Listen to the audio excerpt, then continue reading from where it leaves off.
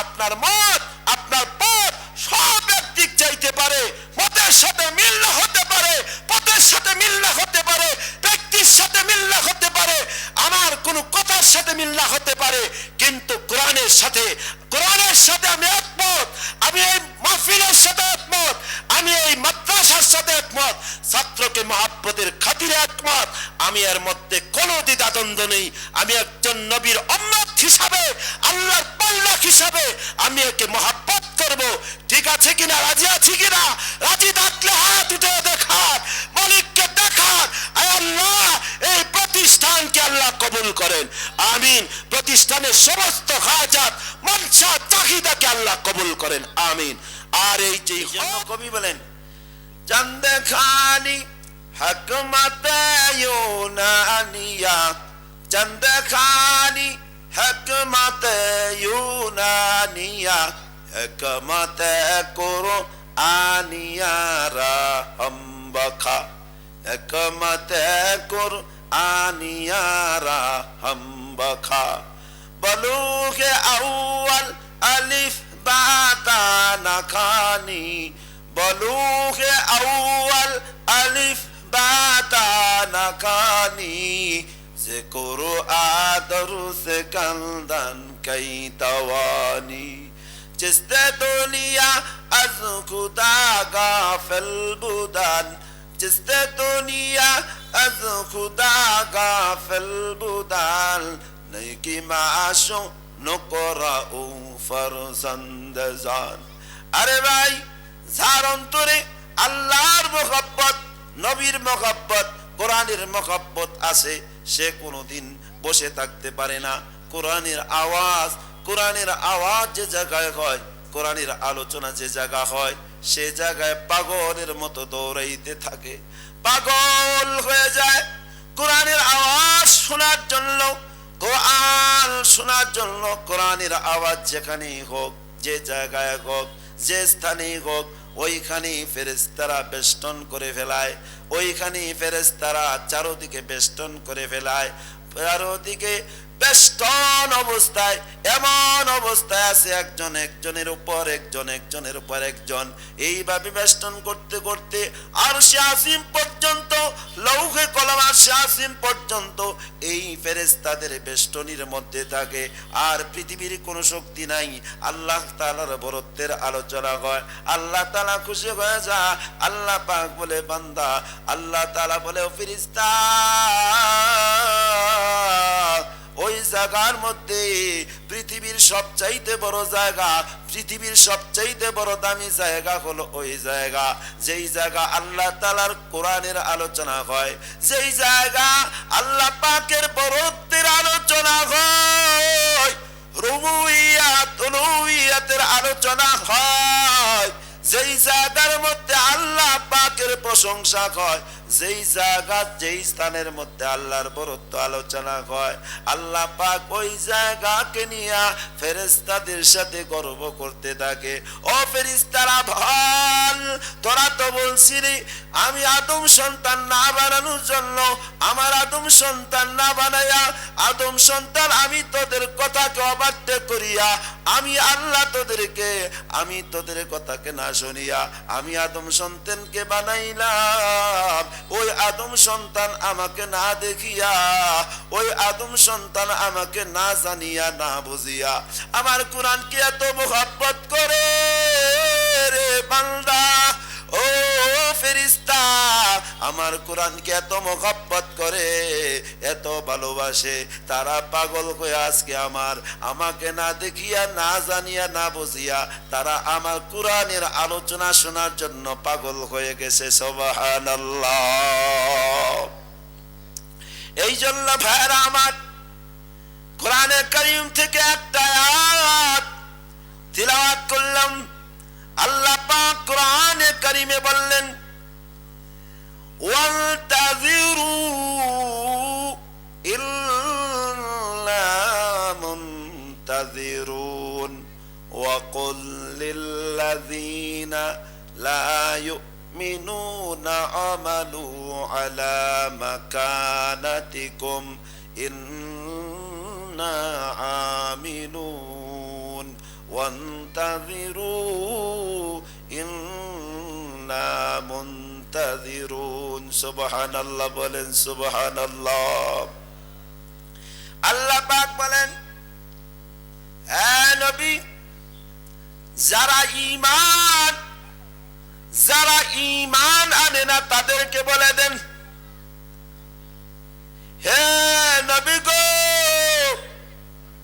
যারা ঈমান আনে না, যারা বিশ্বাস করে না, যারা আল্লাহকে মানে না, যারা আল্লাহকে মানে না, যারা ঈমান আনে না, বিশ্বাস করে না, আল্লাহর কথাকে তার ভালো লাগে না, এমন মানুষ আছে কিনা? খালি দুনিয়া দুনিয়া করতে চায় এমন মানুষ আছে কিনা? যারা ঈমান আনে না, যাদের অন্তরে আল্লাহর ভালোবাসা নাই, নবীর মহব্বত নাই, কোরআনের মহব্বত নাই, মাদ্রাসার মহব্বত নাই, উলামায়ে কেরামের মহব্বত নাই, ভালোবাসা নাই, আল্লাহর নবীকে আল্লাহ পাক বলেন, ও নবী গো, তাদেরকে বলে দেন, লা ইউমিনুনা, লা ইউমিনুনা, যারা ঈমান আনে না তাদেরকে এই কথা, ও নবী আপনি বলে দেন। কি বলবো? ইয়ামালু আলা মাকানাতিকুম, যাতে তারা তাদের সাধ্য মতো, তাদের সুবিধা মতো আমল করে, তাদের মন চাহিয়ে আমল করে, তারা যা মনে চায় তা করতে, তাও কোনো সুবিধা নাই। ইন্না আমিলুন, আপনারাও আমল করেন, তারাও আমল করুক, তাদের কাজ তারা করুক, তারা আল্লাহর বিপক্ষে গিয়া যা মনে চা তা করুক। এটার অর্থ হলো এটা, কথা বুঝতে পারছেন? মানে আল্লাহর বিপক্ষে গিয়া যা মনে চা তা করুক, তারা যা মনে চায় তা করুক, কোনো অসুবিধা নাই। ইয়ামালু আলা মাকানাতিকুম ইন্না আমিলুন, আর আপনারাও আমল করতে থাকেন। আল্লাহর নবীকে বলেন, আপনিও আমল করেন, আপনিও কাজ করে যান, আল্লাহর হুকুম মেনে যান, তাদের মতো তারা চলুক, একটু অপেক্ষা করতে বলেন, অপেক্ষা, ওয়ান্তাযিরু, এর অর্থ হলো অপেক্ষা করো, তোমরা অপেক্ষা করো, আমরাও অপেক্ষা করি। কি কর? তোমরাও অপেক্ষা করো, আমরাও অপেক্ষা করি। ওয়ান্তাযিরু ইন্না মুনতাযিরুন, তোমরা অপেক্ষা করো, আমরাও অপেক্ষা করি। তাহলে আল্লাহ তাআলা বলতেছেন যে অপেক্ষা করো, এর অর্থটা কি? আল্লাহ তাআলার সাথে আমার আপনার দেখা হবে।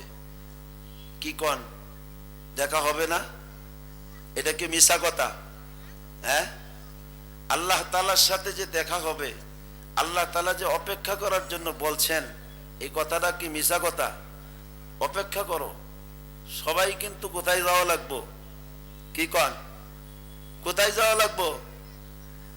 আল্লাহ পাক বলেন, ওয়া ইলাইহি ইউরজাউল আমরু কুল্লুহু ফা'বুদহু ওয়া তাওয়াক্কাল আলাইহি।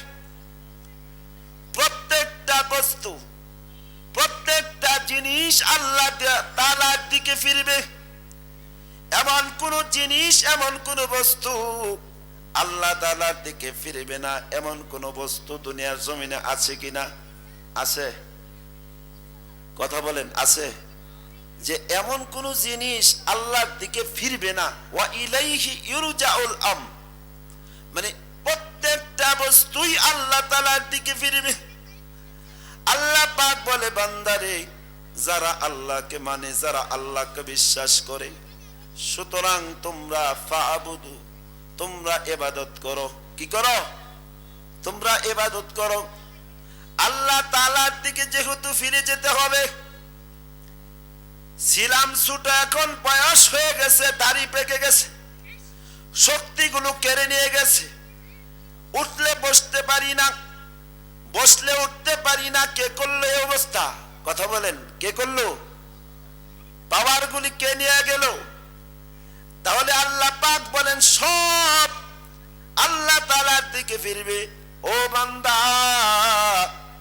তোমরা আমার ইবাদত করতে থাকো, ওয়া তাওয়াক্কাল আলাই, আর আমি আল্লাহর উপর ভরসা করতে থাকো। সুবহানাল্লাহ বলেন, সুবহানাল্লাহ জোরে বলেন। আমার উপর ভরসা করো, ওয়া তাওয়াক্কাল আলাইহি ওয়া মা রাব্বুকা বিগাফিলিন আম্মা তা'মালুন। সুবহানাল্লাহ। আল্লাহ তাআলা আমার আপনার আমল সম্পর্কে বেখবর না। আমি কি করতেছি, আমি চুরি করি না ডাকাতি করি, আমি ভালো করি না খারাপ করি, আমার অন্তরে আল্লাযী ইউওয়াসওয়িসু ফি সুদুরিন নাস, মানুষের অন্তরের মধ্যে যে ওয়াসওয়াসা দেয়, মানুষের অন্তরের খবর, ইন্নাল্লাহা আলিমুম বিযাতিস সুদূর। সুবহানাল্লাহ বলেন। আল্লাহ পাক মানুষের অন্তরের খবর জানেন।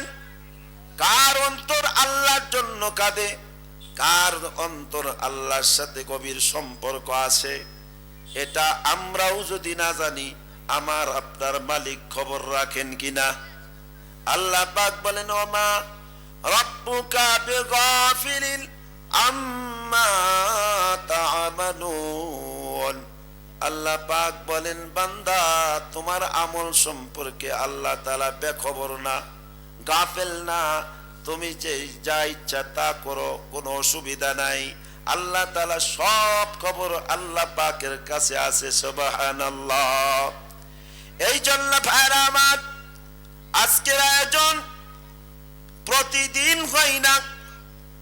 সমস্ত কিছু দ্বিধা দ্বন্দ্ব বাদ দিয়া কোরআনের মহব্বতে একটু সাথ দিয়া যদি এখানে চলে আসা যায়, আখিরাতের আশায়, আখিরাতের মহব্বতে, আল্লাহ তাআলা হয়তো এই উসিলা আমাদের সকলকে মাফ করে দিতে পারেন কিনা? সুবহানাল্লাহ।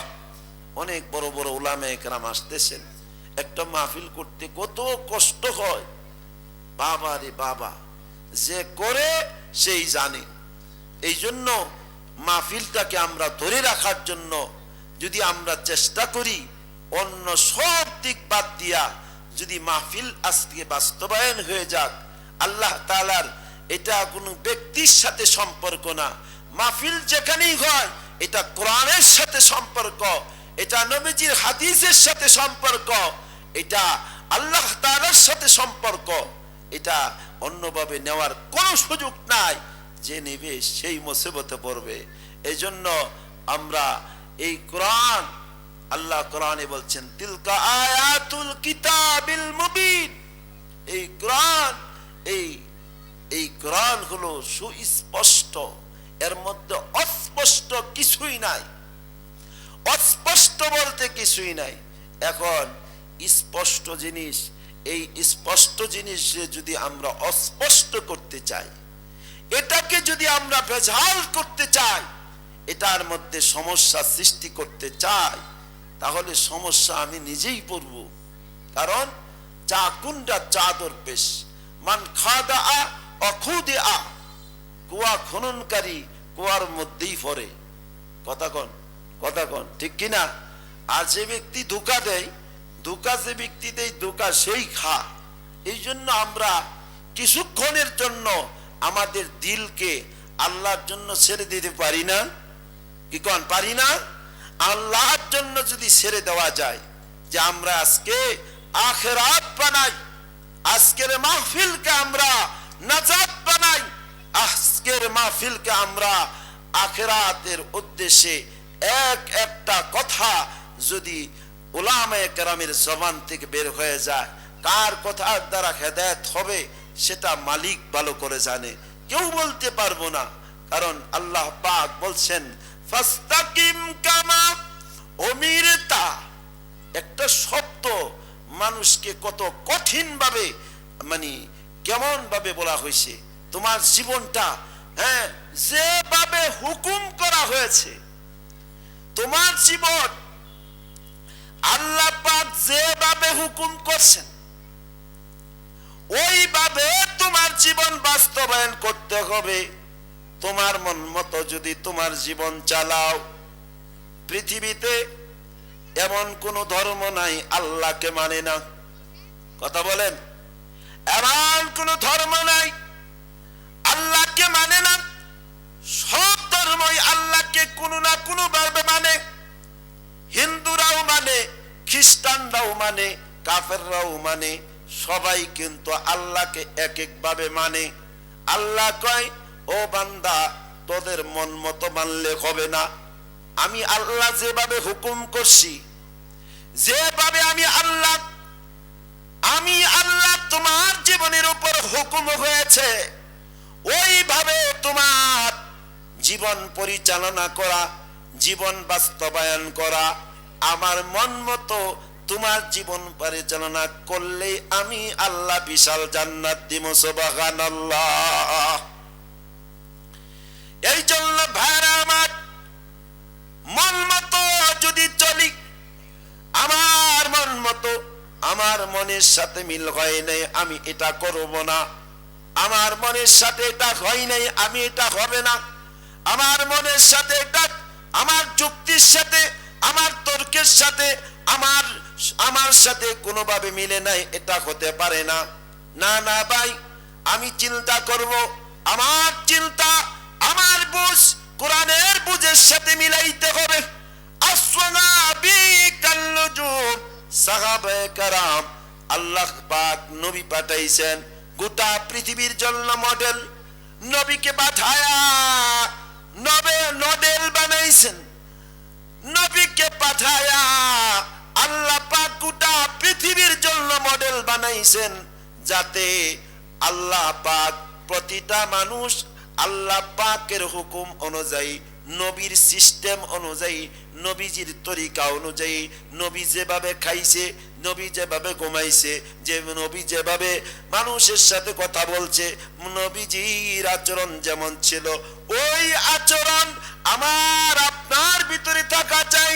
ওই মুহাব্বত, শ্রদ্ধা, ভক্তি, সম্মান, ইজ্জত আমার ভিতরে থাকা চাই। ওই সম্মান ইজ্জত যদি আমার অন্তরে পয়দা হয়ে যায়, নবীর ইশক, মুহাব্বত, ভালোবাসা যদি আমার অন্তরে পয়দা হয়ে যায়, আল্লাহর কসম, আল্লাহ পাকের কসম করি ভাই, আল্লাহ পাকের কসম করে বলি, আল্লাহ পাক এই মুহাব্বত আর সম্মান ইজ্জত যদি আমার অন্তরে পয়দা হয়ে যায়, আল্লাহর কসম করে বলি, আল্লাহ পাক ওই অন্তরটাকে আল্লাহ পাক জান্নাত দিবেন। সুবহানাল্লাহ। সর্বপ্রথম জাহান্নামের আগুন কোন জায়গা ধরানো হইব? কোন জায়গায়? কথা বলেন। এই কলিজার মধ্যে, একটু পানিটা দরকার। এই কলিজার মধ্যে সর্বপ্রথম,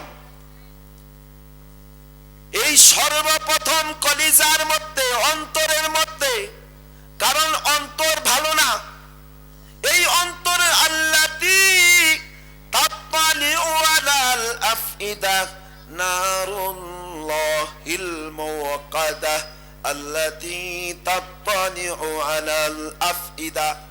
জাহান্নামের আগুন দৌড় দিবে, দৌড় দিয়া দেখবো কার অন্তরে ঈমান নাই, ঈমান নাই। যার অন্তর ঈমান নাই, ওই অন্তরের মধ্যে ঢুকিয়া সারাটা দেহ আগুনে চুরমার, আগুনে পুরে সারগার করে ফেলানো হবে। ওইখান থেকে আগুন লাগানো হবে। কেন ভাই? একটাই কারণ, আমার মতের সাথে মিলে নাই, আমি এই কাজের মধ্যে নাই, আমার সাথে মিলে নাই, আমার যুক্তির সাথে মিলে নাই, এই জন্য আমি এটার মধ্যে নাই। তাহলে হিন্দুদের যে অবস্থা, খ্রিস্টানের যে অবস্থা, কাফেরের যে অবস্থা, মুশরিকের যে অবস্থা, বৌদ্ধদের যে অবস্থা, আমারও সেই অবস্থা। কারণ আমি কাফেরের সাথে কারণ মিলে নাই। কারণ কাদিয়ানীদের সাথে যে অবস্থা, বর্তমান যেই ফেকরা নামছে সাদিয়ানি, কাদিয়ানি আর সাদিয়ানি, নতুন ফেকরা আইছে আর একটা সাদিয়ানি, কাদিয়ানি আর সাদিয়ানি, তাদের মতের সাথে মিলে নাই। আপনারাও যদি কোন আমার মতের সাথে মিলে নাই, এই জন্য কিন্তু হবে না। আমার মত আর পথ সব হবে কার? বলেন, কার অনুযায়ী হবে? আমার আপনার নবী, দু জাহানের বাদশাহ রাসূল আরবি হুজুরে পাক সাল্লাল্লাহু আলাইহি ওয়াসাল্লামের মত আর পথ অনুযায়ী আমার জীবন পরিচালনা করতে হবে, ঠিক কিনা? লা ইলাহা ইল্লাল্লাহ, জোরে লা ইলাহা ইল্লাল্লাহ।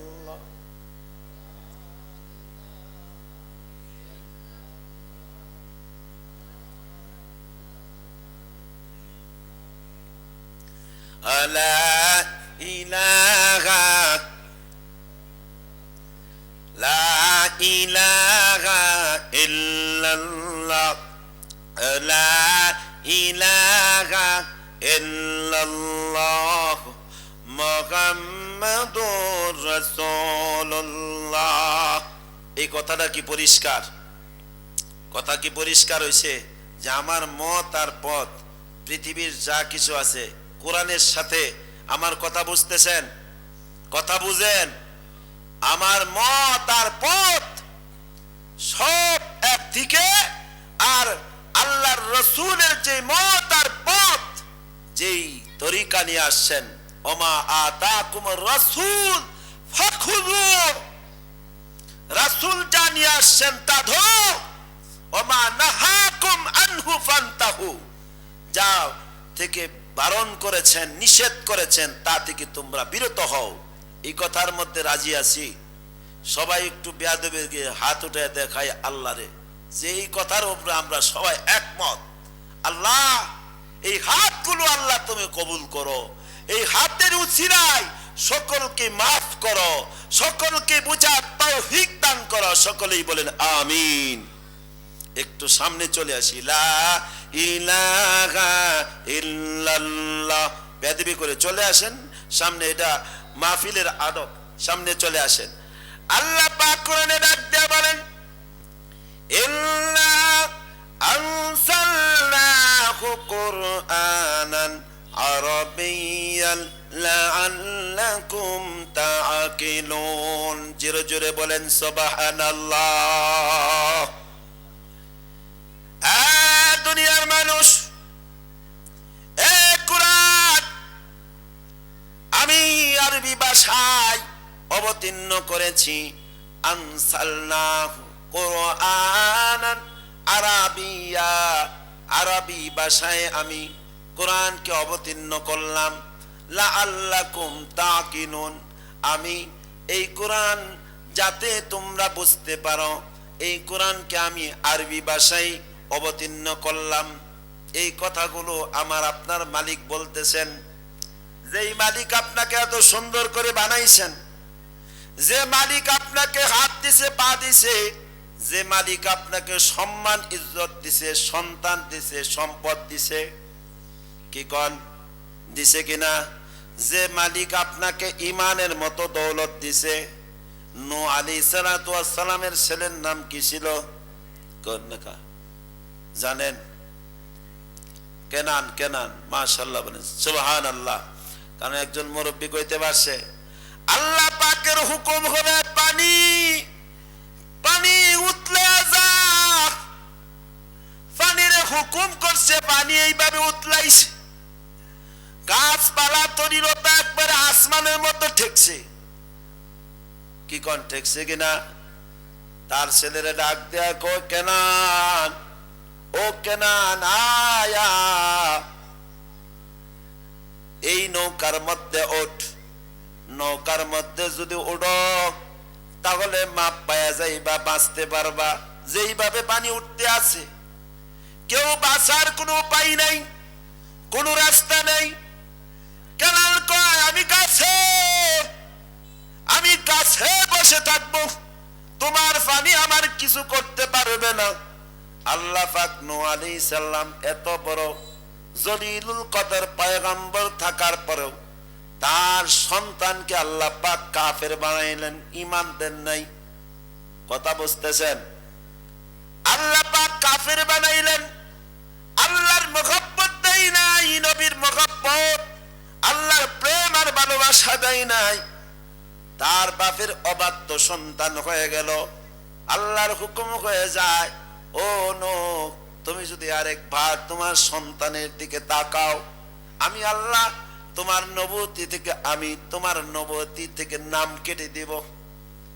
কত বড় ধমকি আর হুমকি! আল্লাহ পাক কেমন পরীক্ষা নবীদের কাছ থেকে নিলেন, আল্লাহ পাক কেমন পরীক্ষা নিলেন, কেমন নিরীক্ষক আল্লাহ তাআলা ছিলেন। আল্লাহ তাআলা মানুষকে বোঝাবার জন্য এই সমস্ত ঘটনাগুলো কোরআনের মধ্যে ঢুকাইছেন। সত্য না মিথ্যা? কোরআনের মধ্যে আল্লাহ পাক ঢুকাইছে। আরেকজন নবীকে আল্লাহ তাআলা, তার বাবা ছিল আজাদ, বাপ ছিল মূর্তি পূজক, তার ঘরের মধ্যে এমন এমন প্রেম আর ভালোবাসা আল্লাহ পাক দিছে। আল্লাহ রাব্বুল আলামিন, আল্লাহ তাআলা কোরআনের মধ্যে বলছেন, ওয়া ইযিবতালা ইব্রাহিমা রাব্বুহু বিকালিমাতিন ফাআতাম্মাহুন্না। সুবহানাল্লাহ, জোরে বলেন সুবহানাল্লাহ। ওই বাবা মূর্তি পূজকের ঘরে সন্তানের অন্তরে আল্লাহ পাক এত মহব্বত, এত ভালোবাসা দিলেন, এত পরীক্ষা নিরীক্ষা করলেন।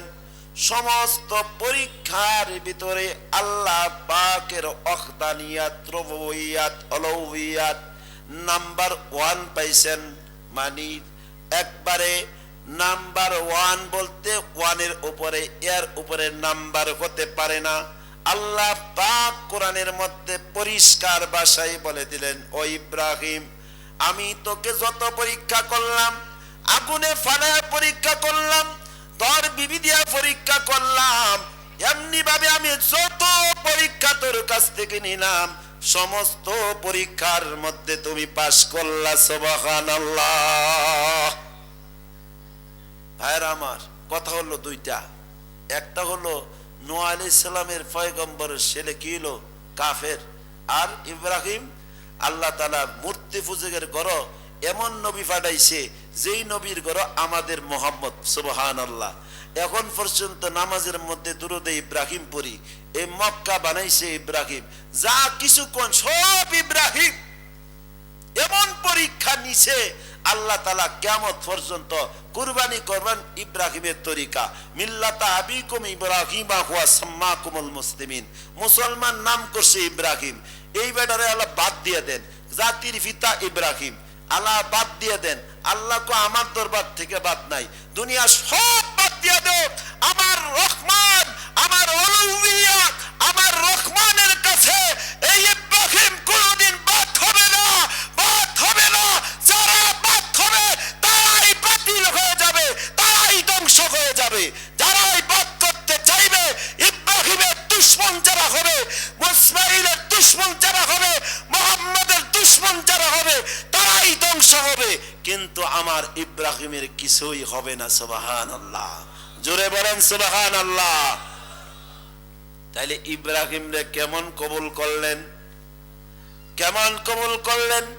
আল্লাহ পাক কোরআনে বলেন, নাহনু নাকুসু আলাইকা আহসানাল কাসাস বিমা আওহাইনা ইলাইকা হাযাল কুরআন ওয়া ইন কুনতা মিন ক্বাবলিহি লামিনাল গাফিলিন। চিৎকার দিয়ে বলেন সুবহানাল্লাহ।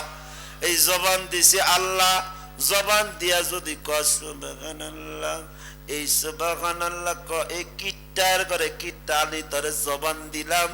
আর যদি ক মার্কা আছে কো অমুক মার্কা, লাভ পেরিয়া ফিরা যায়, কো বাবারে বাবা, ওই দিকে আর যাইতাম না। কারণ আল্লাহ জবান দিয়া যদি আল্লাহ পাকের উচ্চ আওয়াজ না দিতে পারেন, এই জবানের বিচার হবে। এই চক্ষু দিয়া যদি কোরআন যদি না শুনতে পারে, কোরআন যদি না দেখতে পারেন, এই কান দিয়া যদি আল্লাহর কোরআনের আওয়াজ না শুনতে পারেন, এই শক্তি দিয়ে আল্লাহ পাকের ইবাদত যদি না করতে পারেন, এটার বিচার হবে। এর জন্য জাহান্নামের আগুনে চিরস্থায়ী ভাবে জাহান্নামের আগুনে জ্বলতে হবে। আল্লাহ পাক কোরআনের মধ্যে বলেন, নাহনু নাকুসু আলাইকা, নাহনু নাকুসু, আমি বর্ণনা করছি ও নবী গো, কেমন বর্ণনা করলাম, আহসানাল কাসাসি, সর্ব উত্তম ঘটনা, পৃথিবীর সর্বশ্রেষ্ঠ ঘটনা, সেই ঘটনাগুলো আমি সামনে ইঙ্গিত করে আসলাম। নূহ আলাইহিস সালাতু ওয়াস সালামের ঘটনা, ইব্রাহিমের ঘটনা, মারিয়ামের ঘটনা, ইউসুফের ঘটনা, ইসহাকের ঘটনা, ইয়াকুবের ঘটনা, এমন বহু নবীদের ঘটনা আমি কোরআনের মধ্যে আমার বান্দার সামনে পেশ করবেন, যাতে আমার বান্দাগুলো এই ঘটনাগুলো শুনে তারা ঈমানকে তাজা করবে, ঈমানকে মজবুত করবে, ঈমানকে শক্তিশালী বানাবে। আমি আল্লাহর বরত্বের প্রকাশ তারা করবে। আমি আল্লাহর রুবুবিয়্যাত উলুহিয়্যাতের দিকে তাকায়া সিজদায় পড়ে যাবে। তাদের আকল নামক কম্পিউটার দিয়া তারা চেক করে দেখবে আসলে আল্লাহ ছাড়া আর পৃথিবীতে কেউ নাই। সুবহানাল্লাহ। ওয়া ইলাহুকুম ইলাহু ওয়াহিদ, একমাত্র আল্লাহই আল্লাহ। কি কর এ জাহান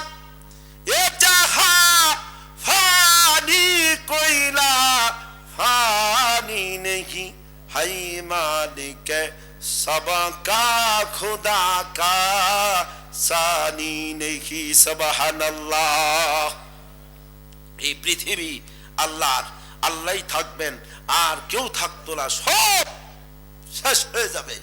মস্তানি, বাহাদুরি, মতানৈক্য, মতবিরোধ, মতের সাথে মতবিরোধ, যত সমস্যা, কি কর, ছেলে বাবার সাথে সমস্যা, বিবির সাথে স্বামীর সমস্যা, যত সমস্যা এই মতের সাথে, কি কর, কথা বলেন না কেন, ঠিক কি না? যত গ্যাঞ্জাম। কয়েকদিন আগে আমাদের এই উলামায়ে কেরামের মজলিস, এটাও মতের সমস্যা। কারণ সমস্ত মত আর পথ এই কোরআনের ভিতরে ঢুকাইতে হবে। কোরআন দেখতে হবে যে আমার জীবনটা কোথায়, আমি কোন জায়গা আছি। আমি কি কোরআনের ভিতরে আমার জীবন ঢুকাই? কোরআনে ঢুকাইলেই আমার মত আর পথ বের হয়ে আসবে। আমি কি ভালো পথ না আমি খারাপ পথে আছি। এটার জন্য আমার চোখ খুলতে হবে, আমার এই মনের চোখ, অন্তঃকরণ আমার খুলতে হবে, মেহনত করতে হবে। কারণ এটা যদি আমি না খুলি তাহলে আমি বিরাট সমস্যা আছে। এই অবস্থায় যদি কারো মৃত্যু হয়, আল্লাহ না করুন, জাহান্নাম ছাড়া কোনো উপায় নাই। এজন্য আল্লাহ পাক এই কোরআনে যত সুন্দর সুন্দর ঘটনা এই কোরআনের মধ্যে ঘটাইছেন, নবীকে শুনাইছেন যে আমি এরকম আপনার আগে এরকম ঘটনা ঘটছে, ইউসুফের ঘটনা ঘটছে, ইসমাইলের ঘটনা ঘটছে, কি ঘটছে না? সব কিছু আপনাদের জন্য সংরক্ষণ করেছেন এই কোরআন। সুবহানাল্লাহ বলেন। কোরআনের হেফাজত করা দরকার আছে কি না? আছে না? এখন কিভাবে করবেন? এটা কি টাকা দিয়া পাওয়া যায়, পয়সা দিয়া পাওয়া যায়? এটা শুধু অন্তর দিয়া, ভালোবাসা ছাড়া আর বিকল্প কিছু নাই। কারণ এটা এমন এক বিষয়, টাকা লাগে না, পয়সা লাগে না। আপনার অবস্থান থেকে যদি আপনি একটু ছেড়ে দেন, অবস্থান যদি আপনি পরিবর্তন করতে পারেন, আপনার অবস্থানটুকু যদি ছেড়ে দিতে পারেন যে আমি আজকে এই কোরআনের জন্য আমার জীবনকে উৎসর্গ করে দিলাম, তাহলেই আপনার জন্য জান্নাতের দরজা খুলবে। সুবহানাল্লাহ। ইহা ব্যতীত আর কোনো বিকল্প রাস্তা নেই। মাদ্রাসা যে মনে চায় সে করুক, কোরআনের প্রতিষ্ঠান হচ্ছে, কোরআনের আওয়াজ হচ্ছে। এজন্য আমরা কোরআনের পক্ষে আছি, এটার বিপক্ষে যাওয়ার কোনো সুযোগ নাই। এটাকে আমরাকে শ্রদ্ধার সাথে দেখতে হবে, সম্মানের সাথে দেখতে হবে।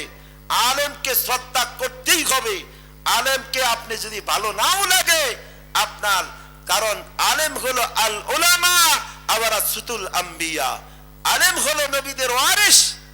আপনার এখন এই জায়গায় আপনি ফেল, আপনার ওয়ারিস কাউকে বলা হয় নাই। কথা বলেন না কেন? নবীর ওয়ারিস কারা? কারা? অমুকরা। কে কইছে? আমার আপনার নবী বলছে। আমি হাফেজ হইতে পারি নাই, আলেম হইতে পারি নাই, প্রতিষ্ঠানকে ভালোবাসি। হ্যাঁ, কোরআন কি জিনিস! আরে ভাই, এক একটা জিনিস যে আব্দুল হক সাহেবের খলিফা একটা সামান্য মোজাকারা করতেছি, উনি খলিফাকে বলতেছে, হুজুর আমার সম্পদ তো ভাগ করতে চাই, কিন্তু আমার সম্পদ তো কেউ, আমার বোনাঞ্চারীরা কেউ নেয় না। আমি চেষ্টা করি, বোনকে বলি যে আমার সম্পদটা নিয়ে যাও। কথা বুঝতেছেন? আব্দুল হক সাহেবের খলিফা শাইখুল হাদিস আল্লামা আজিজুল হক সাহেবের বড় মেয়ের জামাই, বহুত বড় আল্লাহর ওলি গিয়াসউদ্দিন, প্রফেসর গিয়াসউদ্দিন সাহেব দামাত বারাকাতুল আলিয়া, তিনি আব্দুল হক সাহেবের কাছে তিনি আরজি পেশ করলেন যে আমার যে বোনাঞ্চারী আছে তাদের সম্পদ আমি বারবার দিতে চাই, কিন্তু এই সম্পদ তো নিতে চায় না। কথা বুঝতেছেন? এই সম্পদ তো নিতে চায় না। এখন কি করা? আবরারুল হক সাহেব, যিনি হাকিমুল উম্মত, উম্মতের হাকিম ছিলেন, আশরাফ আলী থানভী রহমাতুল্লাহ আলাইহি, উনার শেষ খলিফা আবরারুল হক সাহেব, তিনি বলেন যে সম্পদ ভাগ করো, তাকসিম করো, তারপর বলো যে এই সম্পদ তোমার, এই সম্পদ তোমার, এটা তোমার, এটা তোমার। ভাগ করে তার হাতে উঠাও, উঠায় দাও। কি করো? ভাগ করে উঠায় দাও। উঠানোর পরে কি বলে দেখো, ইনি যাত্রাবাড়ি মাদ্রাসায় বারবার এই কথা আলোচনা করেন যে আমি আব্দুল হক সাহেব খলি হুজুর যে বললেন সম্পদ ভাগ করার জন্য, ভাগ করলাম, আমার বোনকে দিলাম, কিন্তু এই পর্যন্ত কোন বোন তো আমাকে সম্পদ ফেরাইয়া দিল না। কথা বোঝেন নাই? কোনটা চাইবেন? বোনের হক মাইরা হুজুর, কোরআনে এক মুহাদ্দিস সাহেব বলতেছেন, বোনের হক মাইরা খায়া তুমুর হয়ে বইরেছে, এমন রোগে ধরছে, সব সম্পদ বিক্রি কইরাও একবারে সব ফকির হইয়াও এখন বোনরা কিন্তু অনেক উপরে আছে, কিন্তু তার সম্পদ সব শেষ। ওই আবরারুল হক সাহেবের খলিফা আল্লাহ পাকের ওলি এখনো জীবিত আছেন, এখনো আলোচনা করেন। তিনি বলেন যে আমার বোনের সম্পদ দেওয়ার পরে আল্লাহ পাক আমার সম্পদের মধ্যে এত বরকত দিছে, এত বরকত দিছে, চারো দিক থেকে আল্লাহ তাআলা রাস্তা খুলে দিয়েছেন। সুবহানাল্লাহ। কেউ যদি এই রোগে আক্রান্ত আছেন তাহলে কিন্তু বিরাট সমস্যা, এই রোগ থেকে বাঁচার চেষ্টা করবেন। এটা সামান্য একটা কথা বলে ফেলাইলাম, কারণ এমন বহু কথা এই কোরআনের মধ্যে, এই হাদিসের মধ্যে আমরা জানি না যে এইটার কারণে আমার জাহান্নামে জ্বলতে হবে। মরার পরে বিরাট বড় আয়োজন, বোন না খায় মরে, তাকে আমি এক পুরা সন্তান সম্পদ দেই না, আমি কোনো এইদিকে আমার কোনো খেয়ালই নাই। আরে ভাই, মৃত্যুর পরে জাহান্নাম সাথে সাথে জাহান্নামের আগুন ধরবে, কারণ আপনি যেই আপনার ওয়ারিস, আপনার যেই সম্পদ ভাগ করেন নাই, ভাগ না করেই মারা গেছেন, আপনি যে এটা বন্টন আল্লাহর হুকুম অনুযায়ী করেন নাই, এটার পরিষ্কার, এটা কোরআনের মধ্যে আছে যে যতটুকু পাবে তাকে দিয়ে দিতে হবে। আর এই ব্যাখ্যা দেওয়ার সুযোগ নাই। আপনাদের খেদমতে স্বল্প সময়ে আমি একটু দাবি জানিয়ে গেলাম, এই কোরআনের প্রতিষ্ঠান আপনারা ধরে রাখবেন। আপনার মত, আপনার পথ সব ব্যক্তিক চাইতে পারে, মতের সাথে মিল না হতে পারে, পথের সাথে মিল না হতে পারে, ব্যক্তির সাথে মিল না হতে পারে। আমার